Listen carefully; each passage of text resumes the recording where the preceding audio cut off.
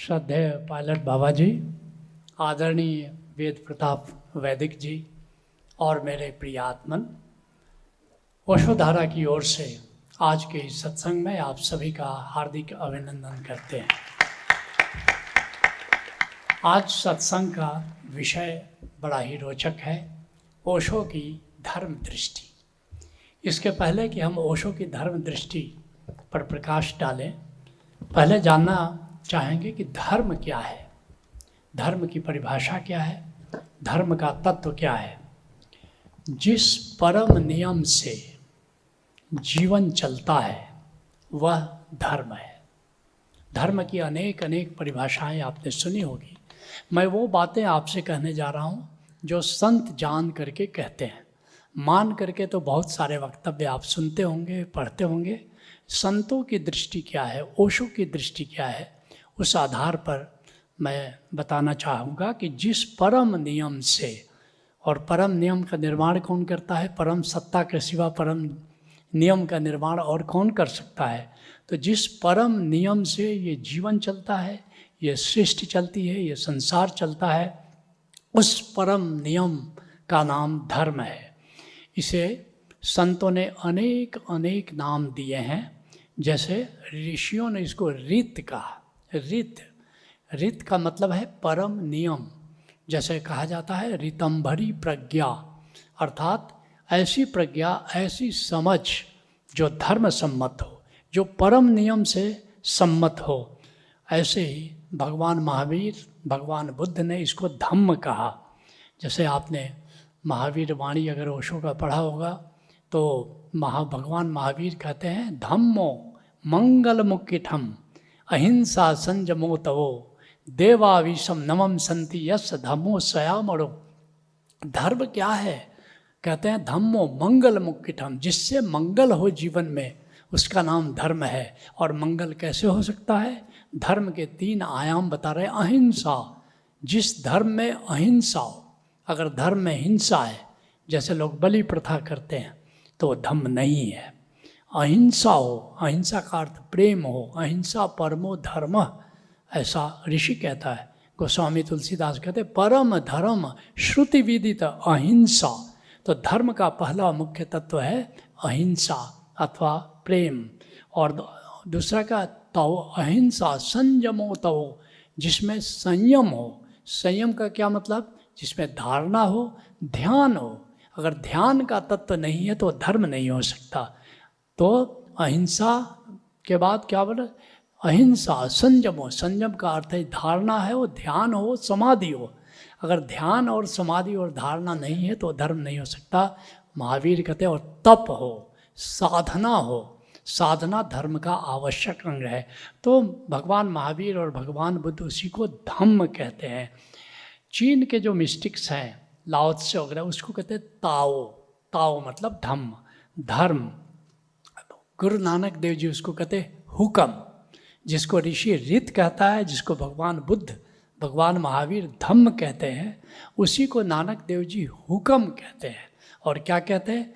हुक्मी, हुक्म चलाए राह, और नानक बिग से बेपरवाह।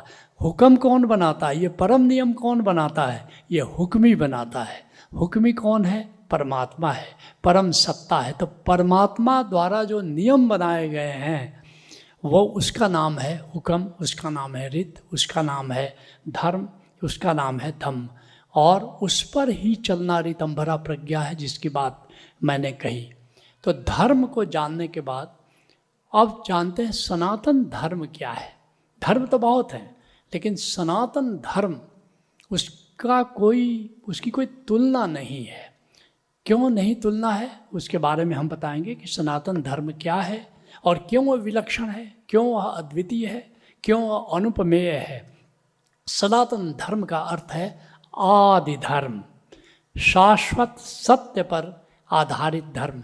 बाकी जितने भी धर्म है उसमें विश्वास का एलिमेंट बहुत है, आस्था का तत्व बहुत है, लेकिन सनातन धर्म वह शाश्वत सत्य पर आधारित है, हर युग का सत्य है। बाकी सब धर्म एक खास युग के धर्म होते हैं, लेकिन सनातन धर्म काल से बंधा नहीं है, सनातन धर्म किसी क्षेत्र से बंधा नहीं है, किसी देश से बंधा नहीं है, शाश्वत सत्य पर आधारित है। और इसे वैदिक धर्म भी कहा जाता है, क्योंकि वेद में धर्म का परम विज्ञान है, इसलिए इसको वैदिक धर्म भी कहा जाता है।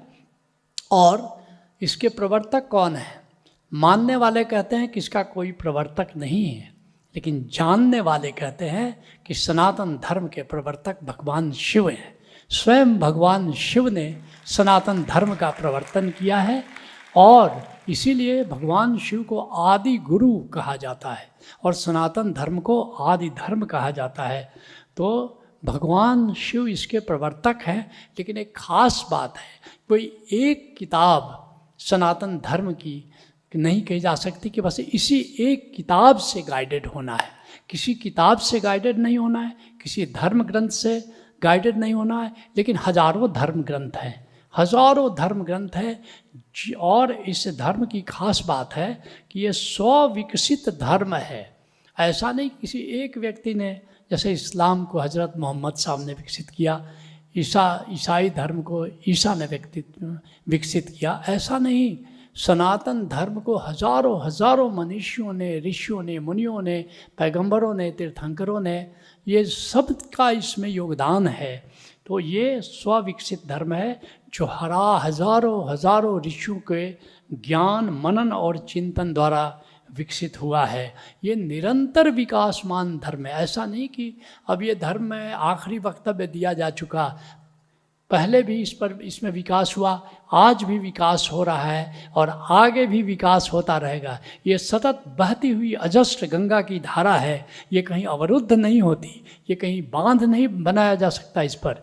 तो ये अजस्र धारा है जो निरंतर प्रवहमान है, और इसीलिए ये वैज्ञानिक धर्म है, क्योंकि विज्ञान कभी रुक नहीं सकता। ऐसा नहीं कि विज्ञान न्यूटन पर रुक गया, ऐसा नहीं कि विज्ञान आइंस्टाइन पर रुक गया। विज्ञान की धारा कभी रुक नहीं सकती। विज्ञान की धारा हमेशा बहती रहेगी। ऐसे ही सनातन धर्म वैज्ञानिक धर्म है, और ये कभी अवरुद्ध नहीं किया जा सकता, इसकी धारा को कभी बांधा नहीं जा सकता। ये निरंतर प्रवहमान इसकी धारा है।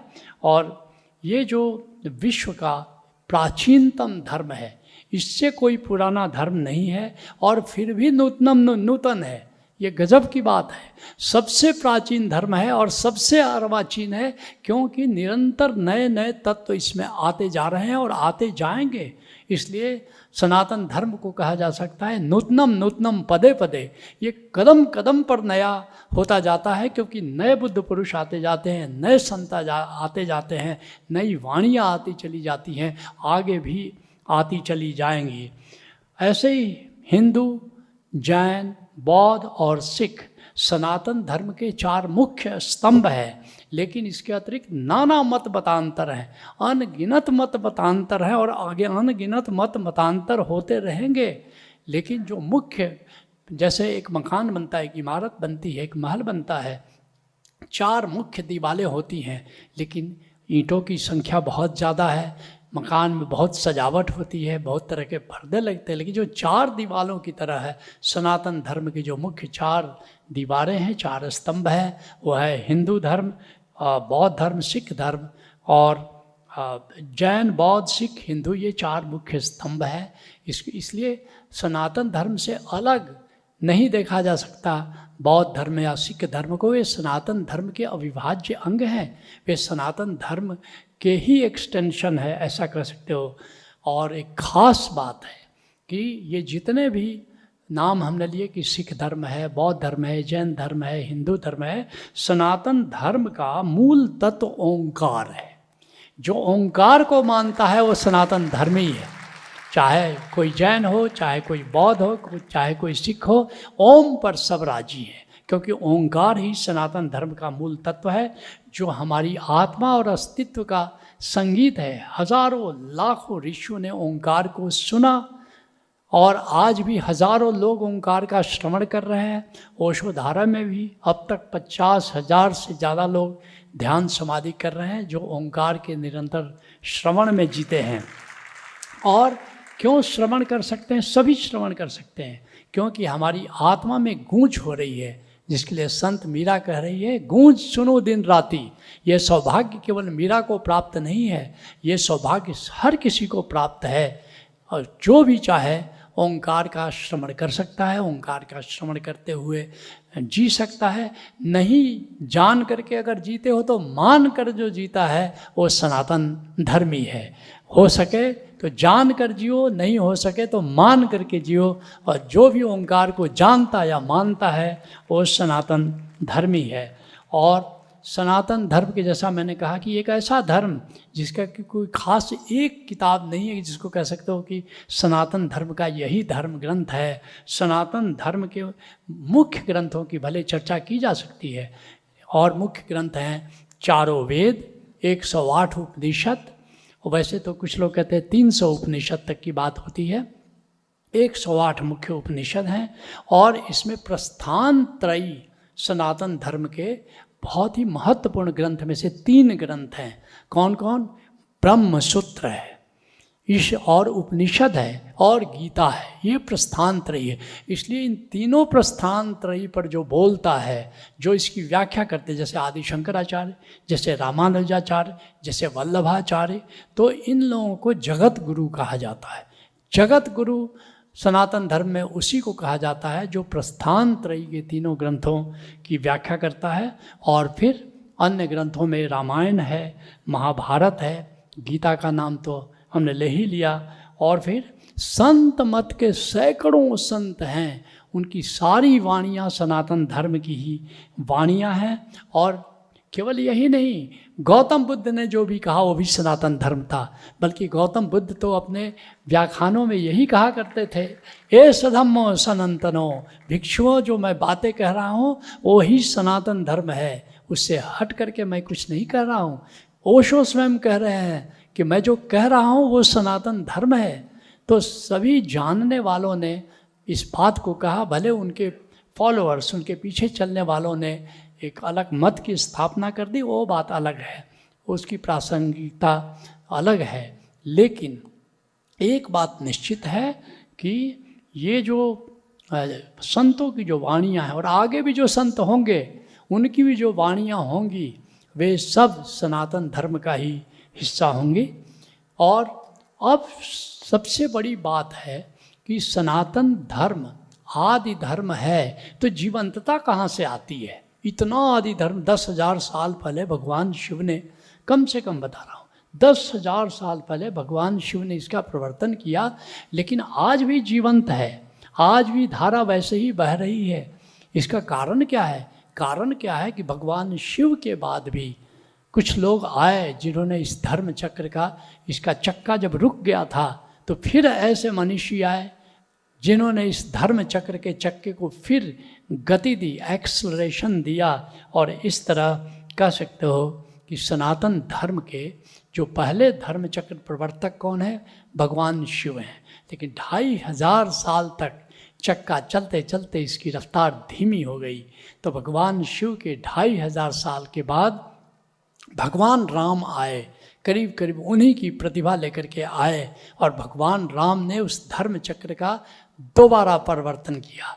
और वह जो भगवान राम द्वारा जो धर्म चक्र परिवर्तन हुआ वो भी 2500 साल तक चलते चलते फिर चक्के की रफ्तार धीमी हो गई। फिर भगवान राम जैसी प्रतिभा के धनी भगवान कृष्ण आए, फिर उन्होंने धर्म चक्र, ये तीसरा धर्म चक्र प्रवर्तन किया। और भगवान कृष्ण द्वारा प्रवर्तित जो धर्म चक्र था यह भी 2500 साल तक चलते चलते इसकी भी रफ्तार कम पड़ गई। तो फिर उसके बाद उन्हीं की प्रतिभा लेकर के भगवान बुद्ध आए और उन्होंने फिर से धर्म चक्र का प्रवर्तन किया। भगवान बुद्ध के हुए भी 2500 साल हो गए। भगवान बुद्ध के द्वारा जो प्रवर्तित धर्म चक्र था उसकी भी रफ्तार धीमी पड़ गई। तो फिर वैसी ही प्रतिभा लेकर के भगवान ओशो आए और उन्होंने 5वां धर्म चक्र का प्रवर्तन किया और अपने शिष्यों से कहा कि जिस धर्म चक्र का प्रवर्तन मैं कर रहा हूँ, अब मेरे शिष्यों की जिम्मेदारी है कि इस धर्म चक्र को कम से कम 2500 साल आगे ले चलें। और ये जिम्मेदारी हम सब पर है, ये जिम्मेदारी तुम सब पर है कि इस धर्म चक्र को गति देते जाना है। और परम गुरु ओशो की आशा है कि कम से कम 2500 साल तक इस धर्म चक्र को आगे बढ़ाना है। एक बात है कि धर्म चक्र प्रवर्तन, लेकिन दूसरी बात है कि धर्म, ये जो सनातन धर्म है ये कैसे जीवंत रहा, क्योंकि इस धर्म चक्र का साथ देने के लिए, सपोर्ट करने के लिए अनेक सितारे पैदा हुए इस देश में। एक बड़ा ही सुंदर मरो है, जोगी मरो, गुरु गोरखनाथ पर वक्तव्य दिया, प्रवचन दिया ओशो ने। तो उसमें कहते हैं, एक प्रसंग का उल्लेख करते हैं, बल्कि करीब करीब यहीं से बात शुरू करते हैं। कहते हैं कि एक बार सुमित्रानंदन पंत जी, जो हिंदी के मूर्धन्य कवि हैं, उन्होंने ओशो से पूछा कि ये भारतीय आकाश के, आध्यात्मिक आकाश के 12 जाज्वल्यमान सितारों का अगर नाम लेना हो तो आप किसका किसका नाम लेना चाहेंगे? ओशो ने क्या कहा सुनो। वो 12 चमकते सितारे कौन कौन हैं? कहते हैं कृष्ण, पतंजलि, बुद्ध, महावीर, नागार्जुन, शंकराचार्य, गोरख, कबीर, नानक, मीरा, रामकृष्ण परमहंस और कृष्णमूर्ति। ये सनातन धर्म के आकाश के 12 सबसे चमकते हुए सितारे हैं ओशो की दृष्टि में। सुमित्रानंद पंत ने कहा कि अगर हम आपसे कहें कि 7 नाम बताइए, 5 को ड्रॉप कर दीजिए, तो किसका नाम आप लेना चाहेंगे? कृष्ण गिनाते हैं, कृष्ण, पतंजलि, बुद्ध, महावीर, शंकर, गोरख और कबीर। ये 7 चमकते हुए सितारे। पंत यहाँ रुकते नहीं, कहते हैं कि अच्छा, अगर केवल 5 नाम अगर कहना पड़े तो आप किसका किसका नाम लेंगे? कहते हैं ओशो, कृष्ण, पतंजलि, बुद्ध, महावीर और गोरख। पंत जी कहते हैं कि अच्छा, 4 ही नाम अगर कहना पड़े तो आप किसका किसका नाम लीजिएगा? तो कहते हैं ओशो, कृष्ण, बुद्ध, पतंजलि और गोरख। कहते हैं पंत जी, अगर 3 नाम लेना पड़े तो? ओशो कहते कि नहीं, अब नहीं, क्योंकि 4 दीवालों से भी भवन बनता है। अगर एक को हम छांट देंगे तो इमारत गिर जाएगी। कि सनातन धर्म के ये 4 मुख्य पिलर्स हैं, और इनमें से एक पिलर को भी हटा दिया तो सनातन धर्म का भवन चरमरा जाएगा। अब नहीं कर सकते। लेकिन सवाल ये उठता है कि इन 4 में से किसी को क्यों नहीं ओशो ने हटाना मंजूर किया? इसका कारण है कि सनातन धर्म के 4 घाट हैं। सनातन धर्म एक मानसरोवर है। सनातन धर्म के 4 मुख्य घाट हैं, और जो एक एक नाम तुम देख रहे हो, ये एक एक घाट के प्रवर्तक हैं। और अगर एक भी हटा दोगे तो एक घाट सनातन धर्म से हट जाएगा, सनातन धर्म के भवन से एक दीवार हट जाएगी। तो ये जानना जरूरी है कि सनातन धर्म के भी 4 घाट क्या हैं जो मिल करके सनातन धर्म की झील का, सनातन धर्म के जलाशय का निर्माण कर रहे हैं। तो पहला घाट है साक्षी का घाट। सनातन धर्म का मुख्य जो घाट है एक साक्षी का घाट। और साक्षी घाट, साक्षी का मतलब क्या हुआ? आत्मस्मरण में जीना, आत्मा को जानना और आत्मस्मरण में जीना। इसको कृष्ण कूटस्थ कहते हैं। कूटस्थ, जैसे पर्वत पर, वॉचर ऑन द माउंटेन, जैसे पर्वत पर खड़ा होकर के नीचे घाटी में आते जाते लोगों को कोई देखता हो, वैसा है कूटस्थ। वैसा है साक्षी, आत्मस्मरण, आत्मा को जानना और आत्मस्मरण में जीना। ये है साक्षी का घाट, और इस घाट के प्रवर्तक भगवान कृष्ण हैं। इसलिए ये ओशो राजी नहीं हुए कि अब हम किसको हटाओगे? कृष्ण को नहीं हटा सकते, क्योंकि साक्षी एक मुख्य पिलर है सनातन धर्म का, उसको कैसे हटा सकते हो? दूसरा घाट है ध्यान का घाट। ध्यान का मतलब क्या हुआ? आत्मा के प्रति जागरण, आत्मा के प्रति जागरण। साक्षी में आत्मस्मरण में जीना था, लेकिन ध्यान क्या है? ध्यान में अब बहिर्जगत नहीं है। साक्षी में बहिर्जगत भी है और आत्मा भी है। ध्यान में केवल अंतराकाश के प्रति जागना है, आत्मा के प्रति जागना है। तो ये है ध्यान का घाट और इसके मुख्य प्रवर्तक भगवान बुद्ध हैं। इसलिए अगर हटा दोगे, बुद्ध को हटा दोगे तो ध्यान का घाट हट जाएगा और फिर सनातन धर्म का एक मुख्य पिलर, एक मुख्य स्तंभ को हटाना पड़ेगा। तीसरा घाट समाधि का घाट है और इसके प्रवर्तक कौन है? महर्षि पतंजलि हैं। तो तुम समाधि के घाट को नहीं हटा सकते। क्यों? क्योंकि समाधि हमारे सनातन धर्म का एक मुख्य अंग है, मुख्य पिलर है। इसलिए न तो समाधि के घाट को हटा सकते हो, न ही पतंजलि को हटा सकते हो। सारा योग दर्शन हमारे महायोगी पायलट बाबा विद्यमान उस परंपरा के हैं। इस योग की परंपरा को सनातन धर्म से अलग नहीं किया जा सकता। और चौथा घाट है सुमिरन का घाट। सुमिरन का घाट क्या है? ब्रह्म को जानना, परमात्मा को जानना और परमात्मा के प्रेम में जीना, परमात्मा के प्रति जागरण।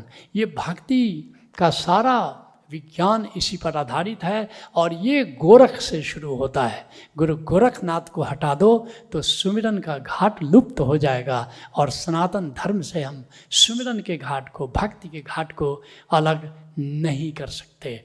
अगर इस भूमिका को तुमने जाना, अब ओशो की धर्म दृष्टि को समझना बड़ा आसान हो जाएगा। ओशो की धर्म दृष्टि क्या है? इन चारों घाटों का समन्वय है। ओशो तुम सब जानते हो, कृष्ण पर, बुद्ध पर, पतंजलि पर, गोरख पर और भी अनेक अनेक मनुष्यों पर, अनेक अनेक सनातन धर्म के सितारों पर से धूल हटा दिया, सबकी वाणी में जीवंतता डाली और सारे घाटों का समन्वय किया। ओशो किसी एक घाट के उत्तराधिकारी नहीं है, ओशो इन चारों घाटों के प्रतिनिधि हैं। तो ओशो की धर्म दृष्टि का मतलब है कि इन चारों घाटों का जीवंत समन्वय। और भारतवर्ष में जब भी कोई चीज़ पूर्ण होती है तो उसके लिए 8 संख्या दी जाती है। भारत की परंपरा है। जैसे अष्ट धातु, अष्ट धातु का मतलब कि अब इससे अधिक अब उसमें नहीं मिलाया जा सकता। 8 धातु। अष्ट कमल मतलब कमल पूर्ण हो गया। ऐसे ही आप सब जानते हो कि जैसे पतंजलि का जो योग है उसके 8 आयाम हैं, जिसको पतंजलि ने कहा अष्टांगिक योग। यम है, नियम है, आसन है, प्राणायाम है, प्रत्याहार है, धारणा है, ध्यान है, समाधि। 8 अंग। उसी तरह से भगवान बुद्ध ने जो धर्म का प्रवर्तन किया उसमें भी उन्होंने 8 आयाम दिए, जिसको उन्होंने गौतम बुद्ध ने अष्टांगिक मार्ग कहा। 8 आयाम, 8 पंखुड़ियाँ हैं जिसकी समदिठी, सम्यक दृष्टि है, सम्मा सति, सम्यक जागृति है, सम्यक कर्म है, सम्यक संबंध है, सम्यक वाणी है, सम्यक संकल्प है, सम व्यायाम अर्थात सम्यक स्वीकार है। तो 8 पंखुड़ियों वाला है।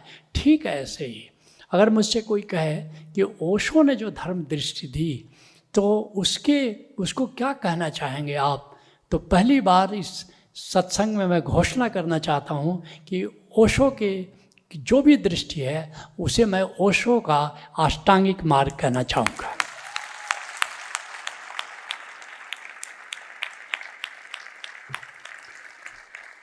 तो आओ ओशो के अष्टांगिक मार्ग को जानते हैं। लेकिन एक बड़ी विचित्र बात है, ओशो ने जो अष्टांगिक मार्ग दिया तो एक एक आयाम में युग्म दिया, 2-2 चीज़ों को दिया, एक ज्ञानियों के लिए, एक भक्तों के लिए। क्योंकि एक बड़ी ही अद्भुत बात है कि उस ओशो के पहले या तो कोई ज्ञान मार्ग पर चल सकता था जिसको निवृत्ति मार्ग हमारे सनातन धर्म ने कहा, या कोई भक्ति मार्ग में चल सकता था जिसको प्रवृत्ति मार्ग हमारे संतों ने कहा है। लेकिन ओशो ने कहा कि इस बंधन में मनुष्य को मत जकड़ो, सारा आकाश हमारा है। तो इसलिए एक साथ एक एक आयाम में उन्होंने युग्म अर्थात 2-2 चीज़ों को साथ साथ जोड़ा। यद्यपि दोनों विपरीत थे, लेकिन ओशो ने कहा कि दोनों विपरीत नहीं, दोनों कॉम्प्लीमेंट्री है। जैसे रात और दिन को तुम कह सकते हो कि विपरीत है, लेकिन ओशो की दृष्टि है कि रात और दिन विपरीत नहीं है, दोनों कॉम्प्लीमेंट्री है। दिन और रात आपस में मिले हुए हैं। दिन के बिना रात का कोई औचित्य नहीं और रात के बिना दिन का कोई औचित्य नहीं। ज्ञान के बिना भक्ति का कोई मूल्य नहीं और भक्ति के बिना ज्ञान का कोई मूल्य नहीं है। दोनों को जोड़ा, इसलिए प्रत्येक आयाम में 2-2 बातें साथ साथ जोड़ी। तो ओशो के अष्टांगिक मार्ग का जो पहला आयाम है उसको हम कहना चाहेंगे जोरबाद बुद्धा। ये पहला आयाम है। ओशो ने कहा कि अब तक धन की निंदा हुई है, जहाँ भी साधना हो रही है, जहाँ भी भक्ति की बातें हो रही हैं, तो वहाँ पर धन की निंदा हो रही है। लेकिन कहा कि धन और ध्यान में कोई विरोध नहीं है, बल्कि एक साथ तुम वैभव, सांसारिक वैभव भी अर्जित कर सकते हो और आध्यात्मिक वैभव भी अर्जित कर सकते हो। उदाहरण के लिए उन्होंने राजा जनक का नाम लिया, उदाहरण के लिए उन्होंने गुरु नानक का नाम लिया। जैसे राजा जनक राजकाज करते थे लेकिन आध्यात्मिक थे। नानक देव तो यहाँ तक कहते हैं कि मेरा पूर्व जन्म राजा जनक का था। ये बहुत कम लोग जानते हैं कि राजा जनक के अवतार ही नानक देव हैं, और उन्हीं से प्रेरणा लेकर के ओशो ने जोरबाद बुद्धा के रूप में नए मनुष्य की कल्पना की है। और फिर ये दूसरा जो आयाम है ओशो के अष्टांगिक मार्ग का, वह है विज्ञान और धर्म का समन्वय। कैसा धर्म होना चाहिए? वैज्ञानिक धर्म का क्या मतलब हुआ? वैज्ञानिक का धर्म का मतलब है अनुभव पर आधारित हो। देखो, विज्ञान और अध्यात्म में क्या फर्क है? विज्ञान एक्सपेरिमेंट पर चलता है और अध्यात्म एक्सपीरियंस पर चलता है, लेकिन दोनों विज्ञान है। केवल फर्क इतना ही है कि एक प्रयोग पर चलता है और एक अनुभव, सब्जेक्टिव एक्सपीरियंस पर चलता है। तो ओशो के अष्टांगिक मार्ग का दूसरा आयाम है विज्ञान और धर्म दोनों का समन्वय होना चाहिए। और जो धर्म विज्ञान की कसौटी पर नहीं कसा जा सकता, खरा नहीं उतर सकता, वह वैज्ञानिक धर्म नहीं हो सकता, वो सनातन धर्म नहीं हो सकता। जो तीसरा आयाम ओशो कह रहे हैं कि विदेह गुरु और जीवित गुरु। कई परंपराओं में तुमने देखा होगा कि जो गुरु विदा हो गए, बस उसके नाम पर एक जीर्ण शीर्ण परंपरा चल रही है, मृत परंपरा चल रही है। ओशो कहते हैं कि विदेह गुरु की भी ज़रूरत है। विदेह गुरु को भी याद करना ज़रूरी है, क्योंकि विदेह गुरु का भी सहयोग मिलता है हमको आध्यात्मिक साधना में। जैसे ओशो धारा में तुम सब जानते हो कि विदेह गुरुओं का हमें सहयोग मिलता है। हमको नानक देव जी का सहयोग मिलता है, हमें सूफी बाबा का सहयोग मिलता है, हमें ओशो का सहयोग मिलता है, और ऐसे कई विदेह गुरुओं का सहयोग मिलता है। तो साधना अगर करते हो तो विदेह गुरु का भी सहयोग। लेकिन कह रहे हैं ओशो कि विदेह गुरु की भाषा सब नहीं समझ सकते, उसको कोई संत समझ सकता है। इसलिए नए साधकों के लिए जीवित गुरु बहुत ज़रूरी है। जीवित गुरु, जब तक जीवित गुरु के पास तुम नहीं जा सकते, तुम्हारी आध्यात्मिक यात्रा शुरू नहीं हो सकती। तो तीसरा आयाम है विदेह गुरु और जीवित गुरु का समन्वय। चौथा जो आयाम है, ओशो कहते हैं ध्यान और प्रेम। जैसा मैंने ओशो का युग्म के रूप लेते हैं ओशो, ध्यान भी चाहिए और प्रेम भी चाहिए। ओशो कहते हैं जो ध्यान करते हैं, अगर उनके भीतर प्रेम नहीं पैदा हुआ, ध्यान में कहीं न कहीं गलती हो रही है। और जो प्रेम के मार्ग पर चल रहे हैं, उनके भीतर अगर ध्यान नहीं घटित हुआ तो कहीं न कहीं भूल चूक हो रही है। तो ध्यान और प्रेम दोनों का ओशो ने समन्वय किया है और बहुत सुंदर जोड़ा है। कहा स्वयं को प्रेम करना ध्यान है और दूसरे पर ध्यान देना प्रेम है। तो प्रेम के ही दोनों रूप हो गए, ध्यान के ही दोनों रूप हो गए। इसलिए ध्यान, जैसे पुराने संतों ने कहा कि ध्यान निवृत्ति मार्ग है, प्रेम प्रवृत्ति मार्ग है, लेकिन ओशो ने दोनों को जोड़ा कि ध्यान और प्रेम दोनों को लेकर के एक साथ हम चल सकते हैं। ये दोनों हमारे पंख हैं जिसमें साधना के आकाश में उड़ान भरी जा सकती है। और क्या कहा, कैसे समझाया कि निराकार के प्रति जागना ध्यान है। अब भीतर जब आंख बंद करोगे, अभी दर्शन जी ध्यान कराएंगे तो पूरी तुम्हें ध्यान की गहराइयों में ले जाएंगे। इस आधे घंटे के प्रयोग में आप देखोगे कि कितने गहरे ध्यान में चले गए। तो निराकार के बिना ध्यान नहीं हो सकता। इस निराकार के प्रति जागना ध्यान है और आकार के प्रति जागना प्रेम है। कितनी सुंदर परिभाषा दी है। आका क्यों? सामान्यतः हमारे सामने कोई मनुष्य है, कोई जीव जंतु, हम ध्यान नहीं देते हैं। हम ध्यान नहीं देते मतलब उसके प्रति सोए हुए हैं, उसके प्रति उपेक्षा से भरे हुए हैं, उसके प्रति मूर्छा से भरे हुए हैं। उसके प्रति जागो, उस पर ध्यान दो। आकार पर, अगर आकार के प्रति जागे तो प्रेम है, और निराकार के प्रति जागे तो ध्यान है। इस तरह ध्यान और प्रेम का समन्वय किया। और फिर जो पांचवा आयाम है ओशो के अष्टांगिक मार्ग का, वो है समाधि और संबोधि। ओशो कहते हैं कि समाधि ध्यान का उत्तरार्ध है, ध्यान का उत्तरार्ध है, अर्थात ध्यान गहरा चला जाए तो समाधि घटित हो जाती है, और ध्यान जब शिखर छूता है तो संबोधि घटित हो जाती है। कि ध्यान जब शिखर छूता है तो तुम कह उठते हो कि जान लेते हो कि मैं आत्मा हूँ, मैं देह नहीं, मैं इंद्रियां नहीं, मैं प्राण नहीं, मैं हृदय नहीं, मैं मन नहीं, मैं अस्मिता नहीं, मैं हूँ आत्मा। और ध्यान के बिना कोई इसको नहीं जान सकता, ध्यान के बिना कोई नहीं जान सकता कि मैं आत्मा हूँ। और यही ज्ञान है, आत्मज्ञान के सिवा कोई ज्ञान नहीं है, और ध्यान के बिना इसको जानने का कोई उपाय नहीं है। तो ये ध्यान है। और ध्यान का उत्तरार्ध जब बिल्कुल, जिसको कह 4 अवस्थाएं हैं। पहली अवस्था है जागृत अवस्था। क्या है? जैसे तुम सब जागे हो, इसमें क्या है कि होश है प्लस विचार है प्लस समय का ज्ञान है, इसका मतलब ये जागृत अवस्था है। दूसरी अवस्था क्या है? स्वप्न अवस्था, अर्थात होश नहीं है, बेहोशी में हो, लेकिन वहाँ भी विचार चल रहा है, वहाँ भी एक समय है, माना कि इस समय से वो भिन्न है। तो बेहोशी प्लस विचार प्लस समय का ज्ञान, ये स्वप्न अवस्था है। तीसरी अवस्था क्या है?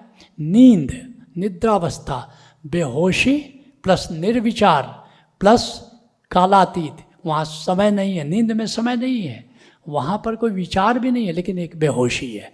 एक चौथी अवस्था की बात कर रहे हैं, हमारे संतों ने किया है, जिसको ओशो कह रहे हैं तुरीयावस्था। तुरीयावस्था में क्या है? होश है लेकिन विचार नहीं है, होश है मगर वहाँ समय नहीं है। और इस तुरीयावस्था में हम कैसे पहुँच सकते हैं? ध्यान के द्वारा, सुमिरन के द्वारा और समाधि के द्वारा। और जब समाधि घटित होती है, तुरीयावस्था में भी ये 3 हैं, लेकिन तुरीयावस्था का भी शिखर समाधि है। और समाधि में क्या होता है? बोध मात्र, केवल बोध है, वहाँ पर बोध के अतिरिक्त कुछ भी नहीं है, कोई प्रति भी। ध्यान में कम से कम प्रति है कि निराकार के प्रति जागे हो, लेकिन समाधि की अवस्था में प्रति भी खो जाती है, बस केवल होश मात्र स्थिति बनी, उसको समाधि कहते हैं। और ध्यान समाधि लगाते लगाते जब एक दिन जानते हो और जीते हो कि मैं आत्मा हूँ, और तब उस दिन सारा गेस्टाल्ट तुम्हारा बदल जाता है। तुम भी कह सकते हो ब्रह्म सत्यम जगत मिथ्या, उस दिन ये उद्घोष तुम करते हो। अर्ध श्लोके, सुनो शंकराचार्य क्या कहते हैं, अर्ध श्लोके प्रवक्ष्यामि यद उक्तम ग्रंथ कोटि भी। करोड़ों ग्रंथों में जो बात कही गई है उसको आधे श्लोक में कहना चाहता हूँ। ब्रह्म सत्यम जगत मिथ्या जीवो ब्रह्मो न चापरः, ब्रह्म ही सत्य है, जगत मिथ्या है। और जीव कहते हैं जीवो ब्रह्मो, जीव ब्रह्म ही है, क्योंकि आत्मा ब्रह्म ही है, न चापरः, और ब्रह्म के अतिरिक्त कुछ भी नहीं है। तो ये जो आत्मज्ञान है, ये संबोधि है। इसके ओशो कहते हैं unless meditation becomes enlightenment you have simply wasted your time. कोई व्यक्ति ध्यान कर रहा है और वह ध्यान समाधि में और फिर संबोधि में अगर परिवर्तित ना हो जाए तो तुम्हारा ध्यान, तुम्हारा समय, तुम्हारी ऊर्जा बिल्कुल बर्बाद गए। जो छठा एलिमेंट है जो ओशो के अष्टांगिक मार्ग का, वह है साक्षी और तथाता। एक साथ दोनों बात कर रहे हैं, साक्षी भी और स्वीकार भी। क्या कहते हैं? साक्षी किसको कहते हैं? आत्म भाव में जीना साक्षी है। स्वयं को आत्मा जान कर या मान करके जब जिंदगी को जीते हो, संसार में जीते हो, अपने कर्म करते हो, तो उसको साक्षी कहते हैं। और स्वीकार भाव में जीना तथाता। जैसे गौतम बुद्ध हमेशा तथाता में जीते थे, उनका नाम ही तथागत है। तथागत मतलब स्वीकार भाव में जीना है। और इस तथाता के, इस स्वीकार के 3 चरण ओशो ने बताए हैं। क्या क्या? पहला सम्यक स्वीकार, जीवन में कुछ अनुकूल हुआ कुछ प्रतिकूल हुआ। तो प्रतिकूल से राजी होना सम्यक स्वीकार है, अनुकूल से तो सब राजी होते हैं। दूसरा है सम्यक शरण।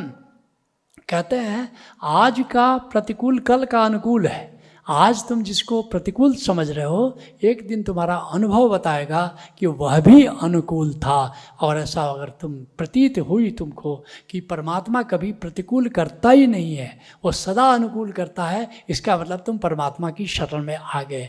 ये शरण हुआ। और इसके बाद समर्पण। समर्पण का मतलब क्या हुआ कि केवल घटना का ही स्वीकार नहीं, दुनिया जैसी है, राम और रावण दोनों का स्वीकार कर लेना, बुद्ध और बगदादी दोनों का एक साथ स्वीकार कर लेना कि नायक और खलनायक दोनों को इस सृष्टि की लीला में रहना जरूरी है, नहीं तो खेल नहीं होगा, ये लीला नहीं चलेगी। तो परमात्मा के प्रति समर्पण तुम्हारा घटित हुआ। तो वही साक्षी और तथाता ओशो के अष्टांगिक मार्ग के छठा आयाम कहा जा सकता है। और सातवां आयाम है ज्ञान और भक्ति। ये ओशो की विशेषता, ज्ञान और भक्ति दोनों को युग्म के रूप में, एक साथ दिन रात को युग्म के रूप में उन्होंने देखा। और ज्ञान का अर्थ है आत्मज्ञान, ज्ञान का अर्थ है संबोधि, एनलाइटनमेंट, और भक्ति का अर्थ है प्रभु से प्रेम, प्रभु के प्रेम में पड़ना। और इस तरह ज्ञान और भक्ति दोनों के मार्ग पर एक साथ कैसे, ये ओशो की कल्पना है, ओशो की संकल्पना है। दोनों एक साथ, निवृत्ति मार्ग और प्रवृत्ति मार्ग दोनों एक साथ कैसे कर सकते हो। लेकिन ओशो ने उसके सूत्र दिए। क्या सूत्र दिया उन्होंने कि कहते हैं कि ज्ञान और भक्ति दोनों का मूल तत्व ओंकार है। बिना ओंकार को जाने, बिना अनाहत नाद को जाने न ज्ञान हो सकता है, न भक्ति हो सकती है। तो ओंकार को जानो। और फिर क्या क्या कहते हैं, ओंकार हमारा मूल है, ओंकार हमारा गंतव्य है। ओंकार से दूर निकलते चले जाना नरक है, ओंकार के पास खिसकते चले जाना स्वर्ग है। ओंकार से मिलकर एक हो जाना समाधि है, मोक्ष है, संबोधि है। तो ओंकार से ज्ञान और भक्ति दोनों को उन्होंने जोड़ा। और फिर क्या कहा कि ज्ञान से प्रभु जाना जाता है, लेकिन भक्ति से प्रभु पाया जाता है, प्रेम से प्रभु पाया जाता है। तुम ज्ञान से पा नहीं सकते प्रभु को, ज्ञान से तुम जान सकते हो कि ब्रह्म क्या है। पाना हो तो प्रेम एकमात्र मार्ग है, जिसके लिए गुरु गोविंद सिंह जी कहते हैं, साँच कहूँ सुन ले सबे जिन प्रेम की होती नहीं प्रभ पायो। प्रेम के बिना और परमात्मा को पाने का कोई उपाय नहीं है। और ओशो ज्ञान और ओशो एक सुमिरन में, अब तक सुमिरन संतों ने किया था कंठ से बोल के, हे राम बोलते बड़भागी राम राम बोल। गुरु रामदास जी कहते हैं कि मन से सुमिरन किया था, कबीर ने किया था, शब्द निरंतर ते मन लागा मलिन वासना त्यागी, उठत बैठत कबहू न टूटे ऐसी ताड़ी लागी साधो सहज समाधि बली। ये मन से सुमिरन। और फिर हृदय से सुमिरन। तुम परमात्मा के ऐसे प्रेम में पड़े कि बस एक क्षण भी परमात्मा की याद बिना गुजर जाए तो लगता है मौत आ गई। मीरा कहती है, प्रभु जी तू किथे गए नेहा लगाए। कहते तू किधर चला गया नेह लगा करके, छोड़ गया विश्वास संघाती। तुमने विश्वास, तुमने दगा, ये उलाहना दे रही है, शिकायत नहीं कर रही है कि प्रेम लगा करके और तू चला गया कहीं, हमसे दूर चला गया। ये विरह का तत्व है। अब तक भक्ति योग में केवल 3 ही आयाम थे। ओशो ने कहा सुमिरन का एक चौथा भी तरीका है, वह है साक्षी सुमिरन, वह है सिनर्जिक सुमिरन कि आती सांसों में प्रभु को प्रेम करो और जाती सांस में आत्मा का ख्याल करके आनंदित हो जाओ। ये ओशो का मौलिक अनुदान है साक्षी सुमिरन, जिसमें उन्होंने ज्ञान और भक्ति को सिनर्जाइज कर दिया, समन्वित कर दिया। और 8वां जो आयाम है ओशो के अष्टांगिक मार्ग का, वो है आनंद और उत्सव। ये शिखर है ओशो की धर्म दृष्टि का, ये शिखर है। क्या है आनंद? आत्मा से जुड़ करके जीना आनंद है। गजब बात है कि ओशो कह रहे कि आनंद कोई बहुत भारी चीज़ नहीं है, लेकिन कोई खुश रहना चाहे और आत्मा से जुड़ करके नहीं जिए तो कोई खुश नहीं रह सकता। और सारी खुशी क्षणिक होगी, क्षणभंगुर होगी। लेकिन और आश्चर्य की बात है, आज के जो मनस्विद हैं वे भी इस निष्कर्ष पर पहुंच रहे हैं। रोंडा बर्न का नाम आपने सुना होगा। उसने एक अद्भुत किताब लिखी है, बहुत ही सुंदर किताब है, द ग्रेटेस्ट सीक्रेट। और रोंडा बर्न आज की सबसे ज़्यादा बेस्ट सेलर वाली लेखिका है। और द ग्रेटेस्ट सीक्रेट में यही बात कह रही है। सीक्रेट क्या है? What is the greatest secret? हमारे भीतर आत्मा है। रोंडा बर्न करेगी this is the greatest secret. इसको कोई जानता ही नहीं है। This is the greatest secret. और इसको जान लो और आत्मा से जुड़ करके जियोगे तो आनंद में जियोगे। रोंडा बर्न कोई आध्यात्मिक नहीं है। रोंडा बर्न का जो निष्कर्ष है इंटेलेक्चुअल है, लेकिन अब पश्चिम के भी मनस्विद इस पर आ गए हैं कि आत्मा से जुड़ करके जिए बिना कोई आनंदित नहीं रह सकता। और फिर ब्रह्म के सुमिरन में जीना उत्सव है। कहते हैं ओशो कि ब्रह्म हमारा उत्स है, ब्रह्म हमारा उद्गम है, और उत्स से जुड़ करके जीना उत्सव है। जैसे ही तुम ब्रह्म से जुड़ जाते हो तुम्हारा जीवन उत्सवमय हो जाता है। और एक गजब की बात है, रोंडा बर्न ने ही एक और किताब लिखी, उसका नाम है द पावर। द पावर, और हिंदी में भी आ गया है शक्ति। उसी तरह से द ग्रेटेस्ट सीक्रेट का भी हिंदी में किताब आ गई है, सबसे बड़ा रहस्य। तो इसमें रोंडा बर्न भी यही बात कह रही है कि तुम्हारे पास प्रेम की अतुलनीय शक्ति है, प्रेम की अथाह शक्ति है, और उस शक्ति के माध्यम से तुम कुछ भी प्राप्त कर सकते हो, जीवन को उत्सव कर सकते हो। कहती है कि तुम्हारा कोई भी लक्ष्य है वो कि बिंदु से बराबर हैसियत उसकी नहीं है, और तुम्हारे पास प्रेम की ऐसी शक्ति है, वो परमात्मा की शक्ति को इशारा कर रही है जो एक वृत्त के समान है, और तुम्हारा लक्ष्य एक बिंदु के समान है। तुम परमात्मा की इस शक्ति से, जो कहती कि प्रेम की तुम्हारी शक्ति है, तुम्हारे भीतर मौजूद है, और उससे तुम जीवन में सब कुछ प्राप्त कर सकते हो और अपने जीवन को उत्सव बना सकते हो। चंडीदास की एक पंक्ति है, उत्सव अमार जात आनंद अमार गोत्र। उस पर बोलते हुए ओशो कहते हैं जो चंडीदास का संदेश है वही मेरा संदेश है, उत्सव अमार जात आनंद अमार गोत्र। जीवन को उत्सवमय बनाओ प्रेम की शक्ति से, जीवन को आनंदमय बनाओ आत्मा की शक्ति से। ये है ओशो का अष्टांगिक मार्ग, ये है ओशो की धर्म दृष्टि। मेरी बातें आपने इतने प्रेम से सुनी, इसके लिए बहुत बहुत धन्यवाद आप सबको। हरि ओम तत्सत।